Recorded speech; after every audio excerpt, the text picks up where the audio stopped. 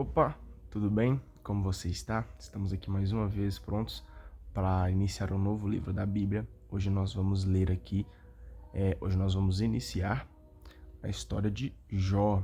Nós vamos ler aqui o livro de Jó. É uma história até bastante conhecida. Eu acredito que você aí, se você nunca leu o livro de Jó na Bíblia, eu acredito que talvez, pelo menos na história, você já deve ter ouvido falar. É uma história bastante famosa, mas se nunca ouviu, a oportunidade é essa. Então já pega a sua Bíblia aí, já pega o nosso instrumento principal e hoje nós vamos ler do capítulo 1 até o capítulo 5 do livro de Jó. Beleza? Já vamos iniciar aqui então no capítulo 1 do livro de Jó. Era uma vez um homem chamado Jó, que vivia no país de Uz. Era um homem íntegro e reto, que temia a Deus e evitava o mal. Tinha 7 filhos e 3 filhas. Possuía também 7.000 ovelhas, 3.000 camelos, 500 juntas de bois, 500 mulas e grande número de empregados. Jó era o mais rico dos homens do Oriente. Os filhos de Jó costumavam fazer banquetes um dia na casa de cada um, e convidavam as 3 irmãs para comer e beber com eles. Quando terminavam esses dias de festa, Jó os mandava chamar para purificá-los. Ele madrugava e oferecia um holocausto para cada um deles, pensando: talvez os meus filhos tenham pecado, ofendendo a Deus em seu coração. E Jó fazia assim todas as vezes. Então a gente percebe aqui que Jó era um homem justo, era um homem próspero e ele foi abençoado de diversas formas. Jó tinha bastante riqueza, tinha filhos. Então a gente percebe aqui a prosperidade que Deus havia dado para a vida de Jó. Certo dia, os anjos se apresentaram a Javé, e entre eles foi também Satã. Então Javé perguntou a Satã: de onde você vem? Satã respondeu: fui dar uma volta pela terra. Javé lhe disse: você reparou no meu servo Jó? Na terra não existe nenhum outro como ele. É um homem íntegro e reto, que teme a Deus e evita o mal. Satã respondeu a Javé: e é a troco de nada que Jó teme a Deus? Tu mesmo puseste um muro de proteção ao redor dele, de sua casa e de todos os seus bens. Abençoastes os trabalhos dele e os seus rebanhos. Cobrem toda a região. Estende, porém, a mão e mexe no que ele possui. Garanto que ele te amaldiçoará na cara. Então Javé disse a Satã: pois bem, faça o que você quiser com ele. Faça o que você quiser com o que ele possui, mas não estenda a mão contra ele. E Satã saiu da presença de Javé. Até destaquei que a explicação que a Bíblia traz sobre essa parte, que diz o seguinte: Satã, aqui nessa parte, significa adversário no tribunal. Não é aqui uma personificação do mal, e sim uma espécie de investigador para saber ali se de fato os filhos são realmente justos. A grande questão é a seguinte: existe religião gratuita, independente de qualquer interesse? Se o homem perder tudo o que possui, continuará fiel a Deus? Então, será ali se Jó perder tudo aquilo que Deus havia dado para ele? Será que se mesmo ele perdendo tudo, ele ainda vai continuar fiel a Deus? Vamos continuar aqui no versículo 13. Certo dia, os filhos e filhas de Jó comiam e bebiam na casa do irmão mais velho. Um mensageiro chegou à casa de Jó e lhe disse: os bois estavam arando e as mulas pastando perto deles. Os sabeus caíram sobre eles, mataram os empregados a fio de espada e levaram o rebanho. Só eu escapei para lhe contar o que aconteceu. Mal acabara de falar quando chegou outro e disse: caiu um raio do céu e queimou, e consumiu suas ovelhas e pastores. Só eu escapei para lhe contar o que aconteceu. Mal acabara de falar quando chegou outro e disse: um bando de cadeus, divididos em 3 grupos, caiu sobre os camelos e os levou embora, depois de matar os empregados a fio de espada. Só eu escapei para lhe contar o que aconteceu. Mal acabara de falar quando chegou outro e disse: seus filhos e filhas estavam comendo e bebendo na casa do irmão mais velho. quando um furacão veio do deserto, atingindo a casa pelos 4 lados, e ela desabou sobre os jovens e os matou. Só eu escapei para lhe contar o que aconteceu. Então Jó se levantou, rasgou a roupa, rapou a cabeça, caiu por terra e disse: Nu eu saí do ventre de minha mãe, e nu para ele voltarei. Javé me deu tudo, e Javé tudo me tirou. Bendito seja o nome de Davé. Olha para você ver, aí que a gente percebe que Jó, ele continua ali fiel, mesmo estando vivendo ali algo terrível.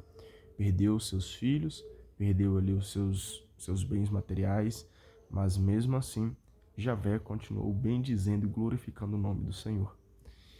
E apesar de tudo, Jó não pecou e não acusou Deus de ter feito alguma coisa injusta. Então, a gente percebe aqui que Jó continuou ali fiel, mesmo passando por essa dificuldade. Certo dia os anjos se apresentaram a Javé, e entre eles foi também Satã. Então Javé perguntou a Satã: De onde você vem? Satã respondeu: Fui dar uma volta pela terra. Javé lhe disse: Você reparou no meu servo Jó? Na terra não existe nenhum outro como ele. É um homem íntegro e reto, que teme a Deus e evita o mal. Ele continua firme na sua integridade. E você, a troco de nada, me lançou contra ele para o aniquilar. Satã respondeu a Javé: Pele por pele. O homem dá tudo o que tem para manter a vida. Estende, porém, a mão e o atinge na carne e nos ossos. Garanto que ele te amaldiçoará na cara. Então Javé disse a Satã: Faça com ele o que você quiser, mas poupe a vida dele. E Satã saiu da presença de Javé. Então, mais uma vez, a gente percebe até onde Jó vai continuar firme e fiel aqui, temente a Deus. Agora, mesmo ele sendo ali, até mesmo a sua saúde estando bem debilitada. Vamos ver aqui como vai ser essa situação. Perdão. Satã feriu Jó com feridas graves, desde a planta do pé até a cabeça. Então Jó pegou um caco de telha para se coçar,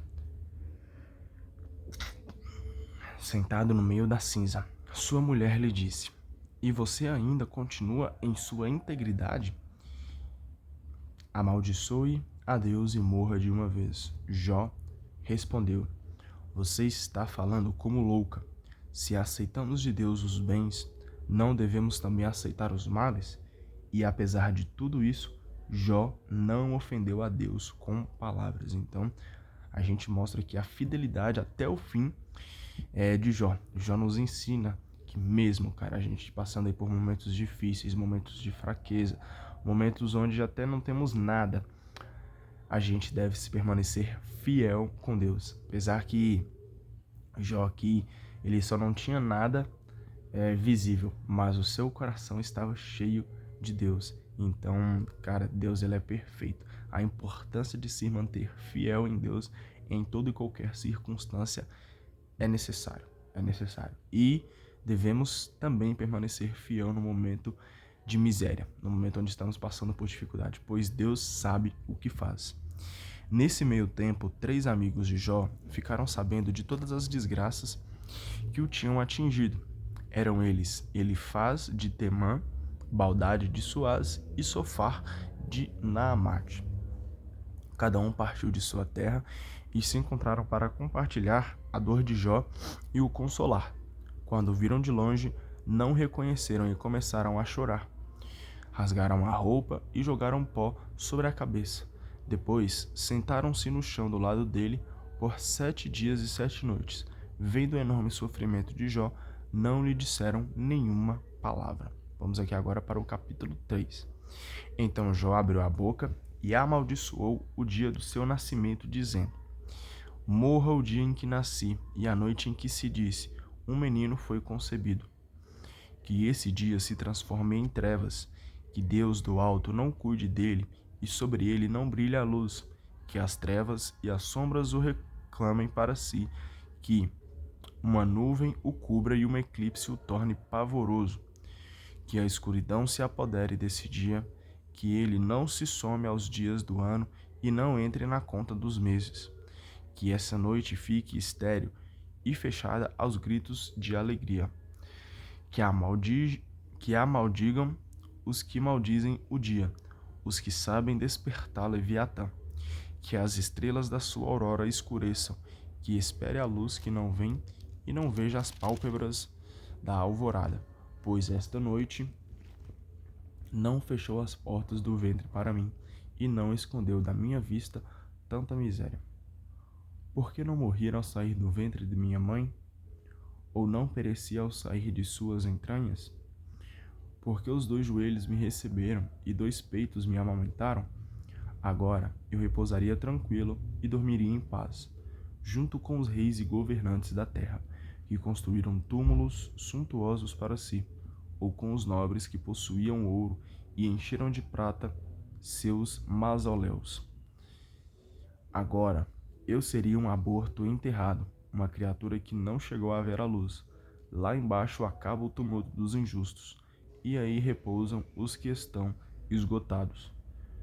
Com eles descansam os prisioneiros, e não ouvem mais a voz do capataz. Lá embaixo os pequenos se confundem com os grandes, e o escravo fica liberto do seu patrão. Para que dará luz a um infeliz e vida para quem vai viver na amargura? Para que dar luz a quem anseia pela morte, que não chega e que procura mais do que a um tesouro? Para que dar luz a quem se alegra diante de um túmulo e exulta diante da sepultura? Para que dará luz a um homem que não encontra caminho, porque Deus o cercou de todos os lados? Os soluços são meus aliados. Os soluços são meu alimento. E meus gemidos transbordam como água. O que eu mais temia aconteceu para mim, e o que eu mais me apavorava me atingiu. Vivo sem paz, sem tranquilidade, sem descanso, e contínuo sobressalto. Então aqui a gente vê os questionamentos ali que Jó começa a fazer, tentando entender por que aquilo estava acontecendo com ele. Capítulo 4. Elifaz de Temã tomou a palavra e disse: Não sei se você aguentaria se alguém falasse com você.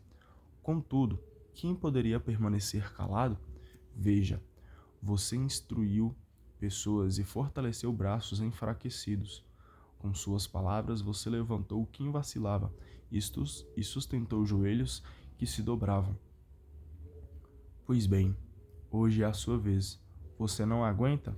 Você se perturba hoje quando tudo desaba sobre você? O temor de Deus não era a sua confiança e a sua esperança não era um comportamento íntegro.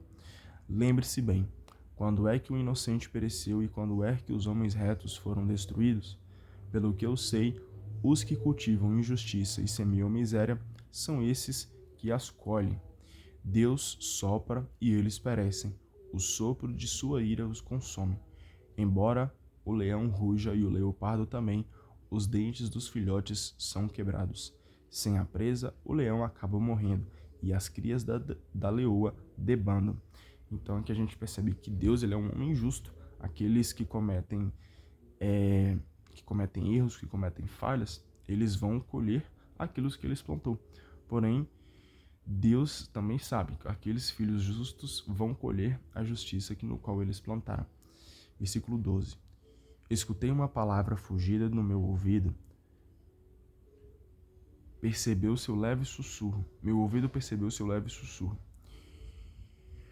Numa visão noturna de pesadelo, quando o torpor caiu sobre os homens, fui tomado por um calafrio de terror e todos os meus ossos estremeceram. Um vento passou pelo meu rosto e me provocou arrepios por todo o corpo. Eu estava em pé, mas não vi quem era. Uma figura apareceu diante de mim, houve um silêncio e depois ouvi uma voz. Pode o homem ter razão diante de Deus? Ou pode um mortal ser puro diante do seu Criador? Ele desconfia até de seus servos, e mesmo em seus anjos descobre defeitos. Então a gente percebe aqui que não existe, cara, ninguém que haja razão diante de Deus. Nós temos que entender que nós somos criatura e nós temos um Deus que nos criou.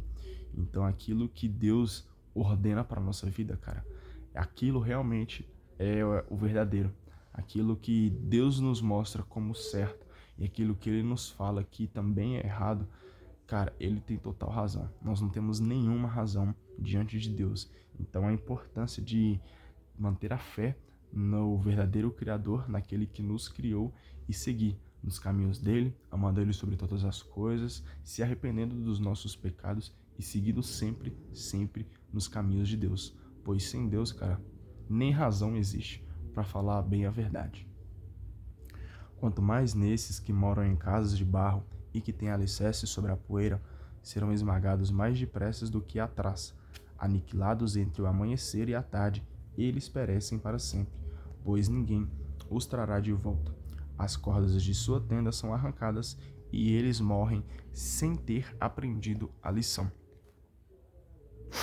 Vamos aqui agora para o capítulo 5. Grite para ver se alguém lhe responde. A que anjo você vai recorrer? Porque o despeito mata o insensato e a inveja causa a morte do imbecil.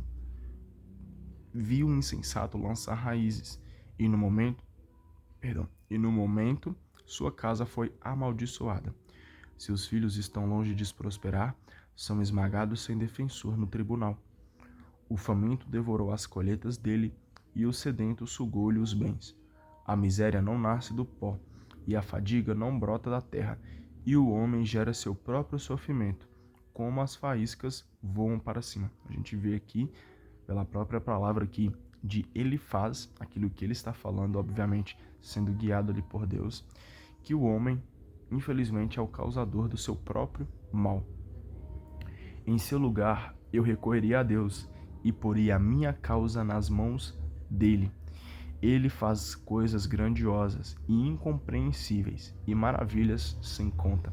Então aqui ele diz para Jó que na dificuldade ali que Jó está enfrentando, cara, aquilo, a única coisa que pode salvá-lo daquela miséria, daquele momento de dificuldade que ele está passando é Deus. Então a Bíblia vem nos ensinar, cara, que no seu lugar, se você está passando por alguma dificuldade, nós devemos recorrer sempre a Deus.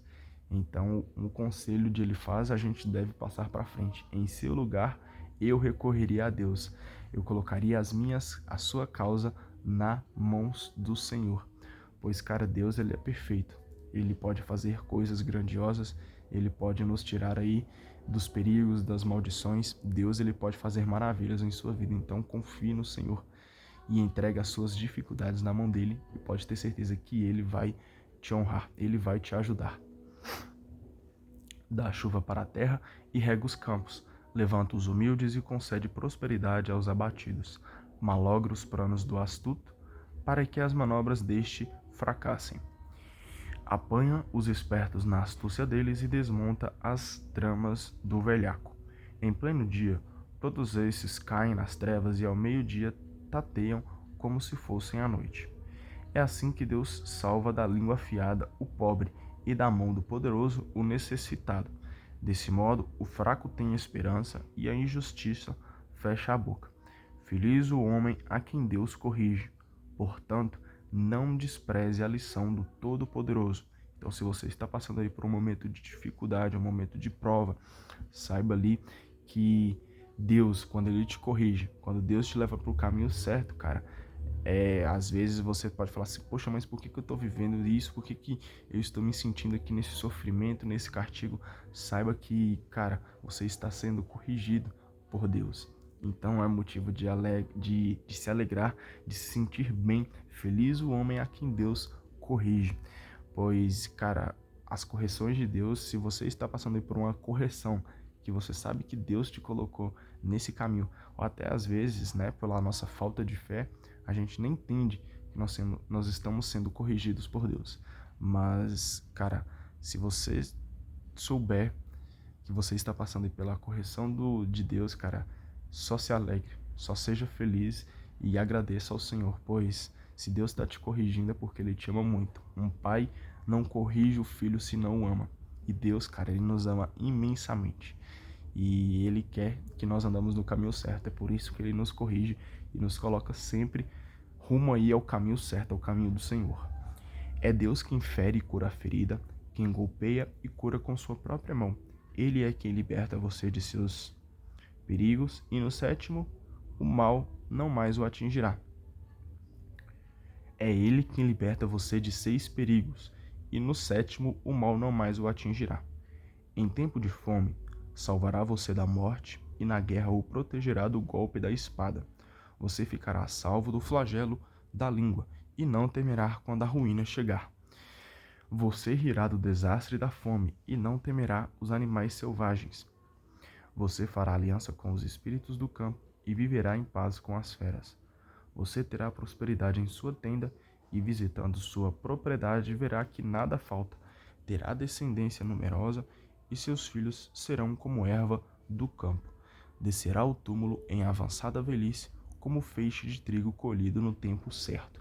Veja bem, observamos tudo isso e é coisa certa. Escute bem e faça bom proveito. Então aqui, repetindo mais uma vez, o sofrimento de Jó ali era uma correção, para que Deus pudesse o corrigi-lo e mostrar para ele o caminho certo. E, cara, sempre que você estiver passando aí por uma dificuldade, um momento aqui de miséria, um momento aqui de que você não está nem entendendo por que você está passando por aquela situação, sempre recorra a Deus. É nos braços de Deus que nós encontramos as respostas para a nossa vida. Então, ó, sempre, cara, sempre leia a Bíblia, pois a Bíblia nos aproxima cada vez mais de Deus, para a gente entender e conhecer o nosso Pai. É muito importante a gente ler a Bíblia sempre. Então, assim a gente finaliza com a leitura do dia de hoje. Muito obrigado pela tua presença e, ó, leia a Bíblia, tá bom? Até mais. Tchau, tchau.